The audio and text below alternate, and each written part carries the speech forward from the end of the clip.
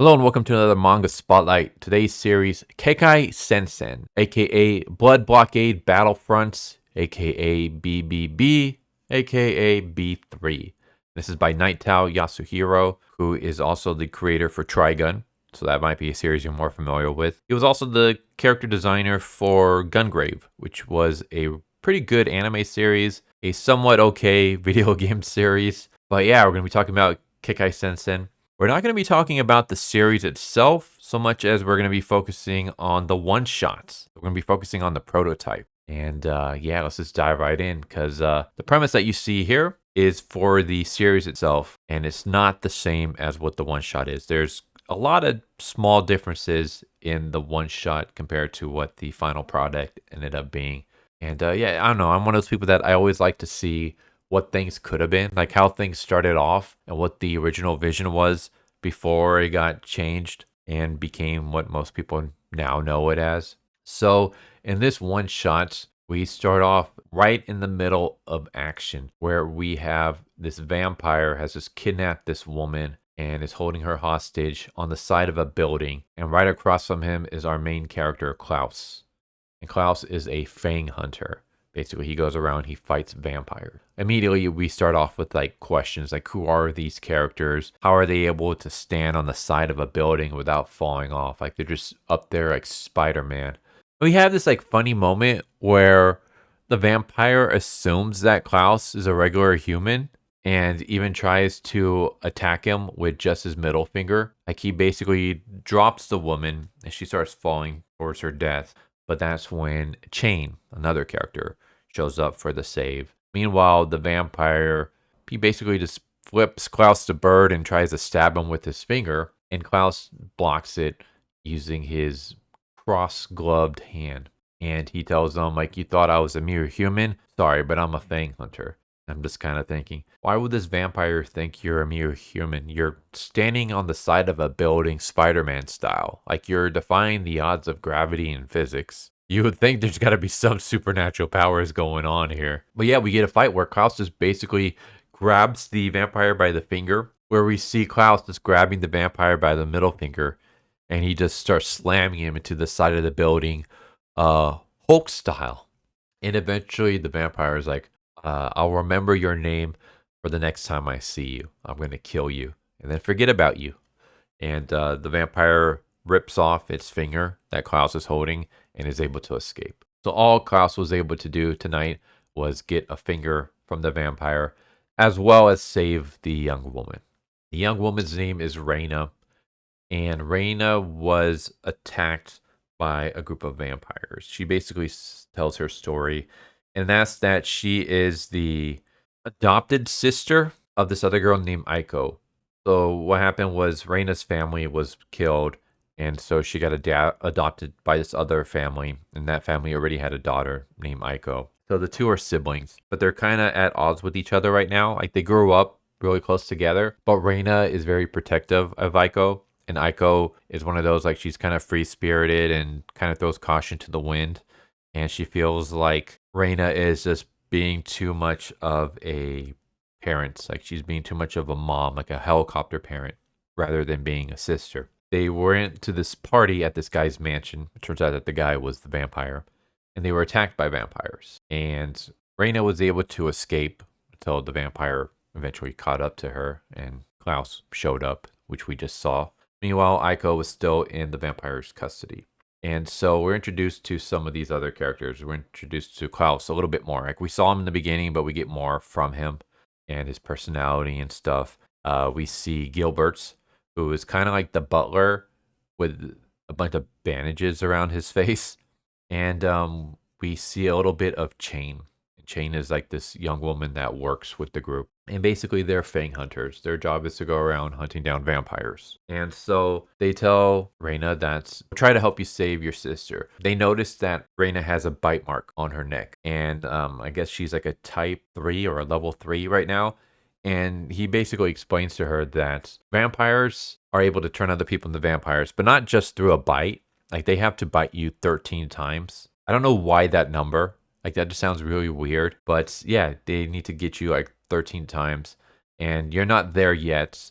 I can't say the same for Aiko, but hopefully she's not. And if she's not, we'll do the best that we can to try to save her. And so we get a lot of slice of life moments for a lot of this chapter where we see them just sitting and eating. And yeah, it very much reminds me of like modern day comics where we have our characters just sitting and eating and talking. But here, they're not just talking about regular everyday things that don't really matter. They're basically, we're getting more of like this world building through their conversation. And eventually they hear this noise. And what's going down is that the finger that Klaus had ripped off from the vampire, he's put inside this protective box. And there's like a barrier around the trunk, and inside the trunk is the Count's finger. They're going to try to use this finger to try to locate where the actual body is. But as this finger is like moving around in this trunk, all of a sudden, Reina starts spazzing out. We get this really weird scene that's,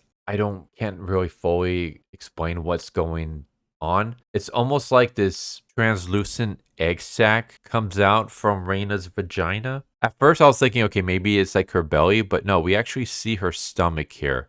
And it looks like this thing is kind of coming from between her legs. Yeah, it's basically this clear bubble with the vampire's head inside, pops out of her vagina, and basically threatens Klaus and says that I'm going to kill you, Klaus, and I'm also going to take Reina. Like, you're not going to be able to escape from me. You're going to become my queen against your wishes. And if you don't, I'm going to harm your sister. So it's just this really just weird moment. And the egg sac thing, I don't know how else to explain it, kind of moves to attack, and Klaus punches it and destroys it. And for some reason, this incident kind of just makes Klaus starts, I don't want to say he goes berserk, but he starts getting really upset that Gilbert has to like talk him down. And Klaus is like, yeah, I will. Just give me 10 seconds. Flame will not go out, so I will shut it in my heart. So he like kind of cools himself down. I don't know if this is supposed to be like hinting at something maybe similar happened to him in the past. But that's when we cut to Klaus's mansion where we see Aiko and she's chained up. There's a bunch of vampires around her. And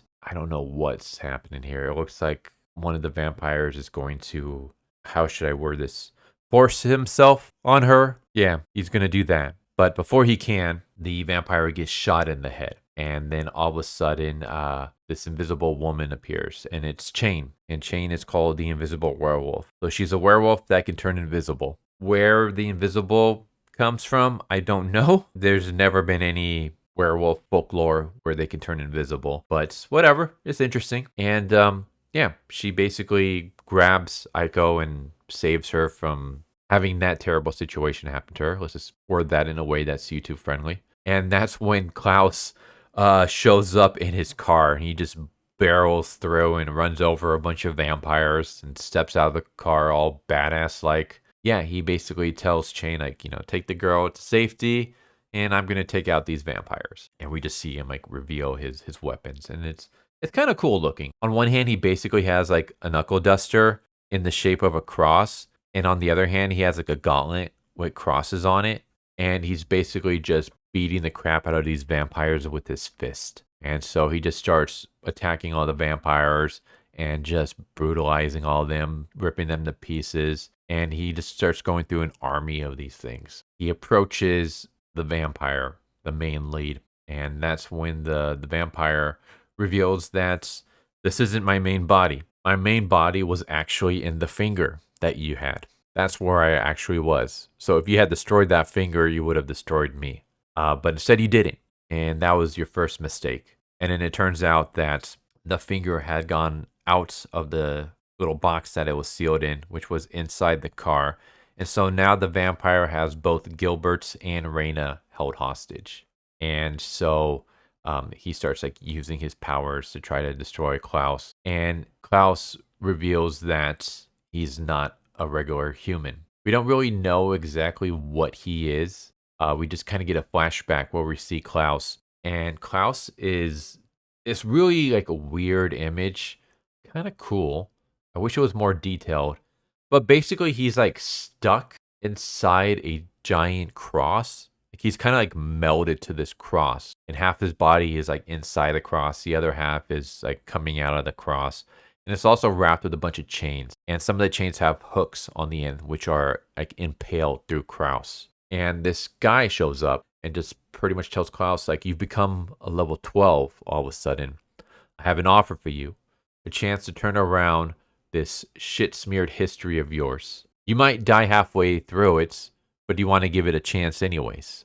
And Klaus accepts. And we see that Klaus has like fangs and stuff. And so, yeah, he basically reveals that he's not a regular human. He's not just a regular fang hunter, but he also has powers. He's a monster himself. And he attacks the vampire and completely obliterates it. It's kind of cool. Like, he uses his power and his blood to punch this creature and then pretty much create like this cross ability that just obliterates the vampire and exterminates it. And yeah, the day is saved. Reina and Aiko reunited. They're both humans. And before Reina leaves, she asks Klaus if they'll ever meet again. And he says, yeah, but that time will be when you're in extreme trouble and need assistance. Till then, stay safe. And we just kind of get this funny moment where she asks Klaus to smile because she's never seen him smile before. And so we don't really see his smile. We just see like a behind the head shot of him, but he smiles at her and she like freaks out. And yeah, I guess his smile appears to be very frightening. And that's kind of how it ends. I like this. I kind of wish this would have been what the series was, because I'll be honest with you, I absolutely can't stand Leonardo. For anyone who's not familiar, in the main Kekkai Sensen, Klaus is not the main character. He's a very important character. He has a lot of focus, but he's not the main protagonist. The main protagonist is this other kid named Leonardo Watch. And I just find Leonardo to be very boring, and just, I wish that Klaus had been the main character in the series. And I like what they did here. So I think it might just be set like in New York or something. It's never really given a name, but in the main run, basically what happens is that there's this gateway that opens between Earth and what's called the Beyond. And it opens up in the city of New York. And basically the city of New York gets destroyed and rebuilt. And all the people in New York are trapped. And there's a bunch of creatures and monsters from other dimensions that are also in New York. And New York kind of becomes like this island that no one can escape from. And so New York gets rechristened to Hell Salem's Lot. So it's no longer New York. It's now Hell Salem's Lot. And it's basically kind of like how the US is a melting pot of cultures and races. Hell Salem's Lot is a melting pot of species. And so there's this group called Libra, and they fight against the creatures. And it's like, yeah, all that sounds kind of interesting. I don't really mind that aspect. But I also just kind of like the fact that this is just a badass monster who goes around with other monstrous creatures. I mean, the butler is kind of like a mummy, at least in appearance. Their other co-worker is an invisible werewolf, and they just go around fighting vampires. And it's a lot more simpler, but sometimes I think simple can be great. One of my problems with anime sometimes is I feel like it goes like way too much. Like, you have way too much going down, where I just want like a regular series about character that fights demons in our ordinary world, and we don't need like a bunch of like extreme gateways and stuff. It's like, hey, there are monsters and we fight the monsters. That's all you really need to know. That's why I absolutely love Blood, the Last Vampire, the OVA. It's simple. There's not like all these, like the movie made it more like convoluted than it needed to be. It's just, here's this girl who has strange powers. It turns out that she's a vampire, and she fights other vampires with the katana. That's all you need to know. That's all it is. Vampire girl with katana fights other vampires. Simple. And that's kind of what Kekkai Sensen was, in a sense. Like, the one shot was pretty simple. You have this dude who's a monster and he's losing his humanity, and he's given the opportunity to continue living on, but now he has to fight other vampires. There you go. That's all you got. That's all you need. In fact, in this world, the only other monsters we see other than vampires are obviously werewolves, and then whatever Klaus is that's not explained here. Like, it's just explored more in the main run, but here we don't really know what exactly he is. We just know that he is a level 12 creature of some kind. But here, the vampires, like the universe lore is that the vampires have become so chaotic that the other monsters are working together to stop them and put them back in their place. So that the reason why a werewolf and whatever Klaus is are teaming up together is because the vampires are causing too much trouble. So I was like, okay, that's cool. And instead, we get other dimensions. We get New York turning into Hell Salem's Lot. We get a completely different main character who's just unlikable to me, anyways. I just find him very, very annoying. Yeah, it just went in a completely different direction. I don't know. I kind of I like the one shot more. It's funny because there were times where like I sometimes think the one shot is better than what we originally get. And other times the one shot is worse than what we got. Like for example, Naruto. I think the Naruto one shot has some interesting things to it, but I think the overall dropping the sci-fi aspect and making it more of a ninja universe, I thought that was the better direction to go. But then you get stuff like Blue Exorcist, where I actually kind of like the one shot more. Where in the one shot, Rin and Kuro are the same character, basically. So Rin is actually like a demonic cat that saves this girl. He's like an exorcist that goes around fighting demons and stuff, but he's not the son of the devil or anything like that. He's like this demon cat, if I remember correctly. Or you got Berserk. I might do a review for the prototype for Berserk, because Berserk was... At least Guts' personality was way different than what we ended up getting in the main run. So it's just, to me, I find it kind of interesting to see what a series, like how it started, like what the original one-shot was, and then what it later ended up becoming. And sometimes what it later ended up becoming is better than how it started. Sometimes it's worse than how it started. In this case, I kind of like the one-shot a little bit more. I like the more simplified version of this universe and these characters, and I like Klaus being the main lead rather than what we ended up getting with the main run. But that's just my opinion. But there you go. There's the Kekkai Sensen one-shots. And I'll leave a link down in the description below where you can read not just the one-shot, but the series itself. I think Manga Dex is missing some chapters, so you might have to go somewhere else if you want to read them. Or you can just buy the volumes themselves. Like, I actually own physical copies of the volumes. I don't hate the series. Let me just point that out. I don't really care for the main character. And I think I like what I see in the prototype more than what I see in the main run. Let's just leave it at that. But the main run itself is not that bad. But there you go. Hope you enjoyed, and I hope to see you next time. Take care. Later. Thank you for watching my video. I hope you enjoyed it. If you didn't, I still want to thank you for watching it this far, and I hope the next one is more to your liking. With that said, thank you once again, and I hope you guys and gals have a good one. Later.